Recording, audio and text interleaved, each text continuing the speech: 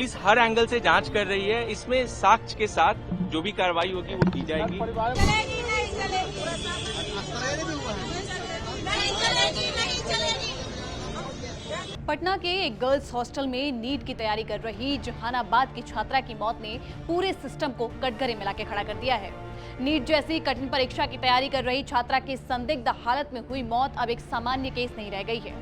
सवाल सिर्फ ये नहीं है कि छात्रा की मौत कैसे हुई, बल्कि ये भी है कि क्या समय रहते सच्चाई सामने लाई जा रही है या फिर परत दर परत एक गंभीर साजिश छिपी हुई है। मौत और उससे जुड़ी कथित दरिंदगी की गुत्थी सुलझाने के लिए एसआईटी की टीम लगातार दिन रात जुटी हुई है। इस मामले में अब जांच के दौरान पुलिस के हाथ एक ऐसा प्रूफ लग गया है जो छात्रा की मेंटल कंडीशन और घटनाक्रम की कई कड़ियों को यहां पर जोड़ रहा है। और इसीलिए अब ये सवाल उठ रहा है, क्या परिजनों को छात्रा की मानसिक स्थिति की जानकारी थी? क्या उन्हें एंटी डिप्रेशन दवाओं की सेवन की भनक थी? और क्या इन हालातों का घटना वाली रात से कोई सीधा संबंध है या नहीं है? ये सवाल उठ रहे हैं। ये सवाल क्यों उठ रहे हैं, इसको जानने के लिए आपको शुरू से पूरा मामला समझाते हैं कि आखिर ये पूरा मामला क्या है और कब कब क्या क्या हुआ है। बिहार की राजधानी पटना के चित्रगुप्त नगर स्थित शंभू गर्ल्स हॉस्टल में रहकर नीट की तैयारी कर रही जहानाबाद की छात्रा 6 जनवरी को अपने कमरे में बेहोशी की हालत में मिली थी। पहले उसे कंकड़बाग के सहज अस्पताल और फिर प्रभात मेमोरियल अस्पताल में भर्ती कराया गया। इलाज के दौरान उसकी हालत लगातार बिगड़ती गई और 11 जनवरी को छात्रा की मौत हो जाती है। मामले की जब जांच होती है तो शुरुआती दौर में पुलिस ने डॉक्टरों के बयान और प्राथमिक जांच के आधार पर यौन हिंसा से इनकार कर दिया था। लेकिन जब पीएमसीएच मेडिकल बोर्ड की पोस्टमार्टम रिपोर्ट सामने आई तो उसमें चोटों और यौन उत्पीड़न के जो संकेत है वो मिलने से पूरा मामला यहाँ पर पलट जाता है। इसके बाद पुलिस को सेकेंड ओपिनियन लेने के लिए मजबूर होना पड़ता है और अब एसआईटी को एम्स की रिपोर्ट का इंतजार है। मामले की गंभीरता को देखते हुए डीजीपी के निर्देश पर आईजी जितेंद्र राणा के नेतृत्व में एसआईटी का गठन भी कर दिया गया है और एसआईटी ने जांच का दायरा व्यापक करते हुए पटना से लेकर जहानाबाद तक पूरी पड़ताल यहां पर शुरू करके रखी हुई है। अब जांच में क्या अहम अपडेट आया है वो भी आपको बता देते हैं। छात्रा ने 26 दिसंबर को जहानाबाद की एक मेडिकल दुकान से एंटी डिप्रेशन दवाइयों की 6 स्ट्रिप खरीदी थी। ये जानकारी हॉस्टल के कमरे से मिली खाली स्ट्रिप्स के बैच नंबर और फॉरेंसिक जांच से सामने आई है। मेडिकल दुकानदार ने भी इस खरीदारी की पुष्टि कर दी है।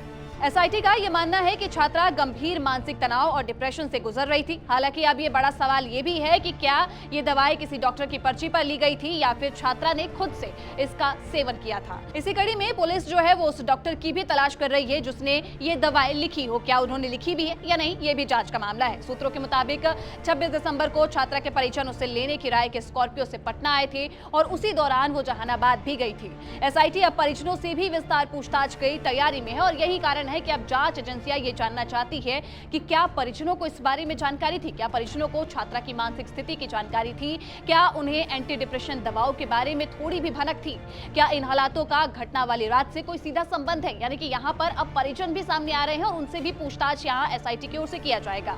वहीं इस पूरे केस में बैच नंबर का जो जांच है वो एक टर्निंग पॉइंट बन चुका है। दरअसल एसआईटी हॉस्टल से मिली दवाओं की खाली स्ट्रिप्स के बैच नंबर के जरिए जहानाबाद की दुकान तक पहुंचने के बाद जांच की दिशा पूरी तरीके से बदल गई है। अब एसआईटी छात्रा के mobile data, call details, hostel के सीसीटीवी फुटेज और मेडिकल रिपोर्ट्स को आपस में जोड़कर जो मौत की असली वजह है उस तक पहुंचने की पूरी कोशिश में लगी हुई है। इसी बीच ये मामला सिर्फ पुलिस जांच तक ही सीमित नहीं रहा है। आपको बता दें कि बिहार राज्य महिला आयोग ने इस केस में पूरी तरीके से अब दखल दे दिया है। आयोग ने पटना के डीएम को पत्र लिखकर राजधानी में संचालित सभी गर्ल्स हॉस्टल की पूरी जानकारी मांग ली है। महिला आयोग ने हॉस्टलों की सुरक्षा व्यवस्था, उनके रहने की सुविधा, वार्डन और प्रबंधन की पूरी जिम्मेदारियों का पूरा ब्यौरा 1 हफ्ते के अंदर मांग लिया है। उधर छात्रा की मौत को लेकर सड़कों पर विरोध प्रदर्शन भी जारी है। विपक्ष दल जो है वो लगातार सरकार पर हमलावर है और इसे कानून व्यवस्था और छात्राओं की सुरक्षा में विफलता लगातार विपक्ष की ओर से बताया जा रहा है।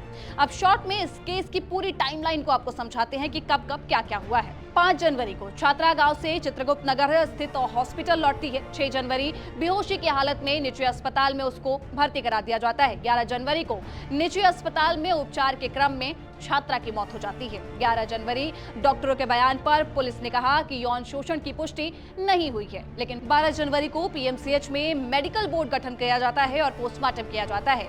फिर शव को कारगिल चौक पर रखकर प्रदर्शन भी 12 जनवरी को यहाँ पर देखने को मिलती है।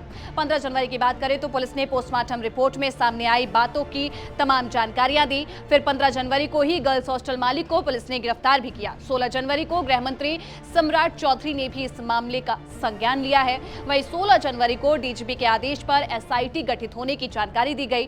फिर 17 जनवरी को एडीजी रेंज, आईजी, एसपी के सहित एसआईटी जो है घटनास्थल पर पहुंचते हैं। फिलहाल पूरे मामले की कुंजी एम्स की रिपोर्ट में ही मानी जा रही है। इसी रिपोर्ट से यह तय होगा कि छात्रा की मौत आत्महत्या है या फिर मेडिकल ओवरडोज का कारण है, लापरवाही है या फिर किसी गंभीर अपराध का नतीजा थी।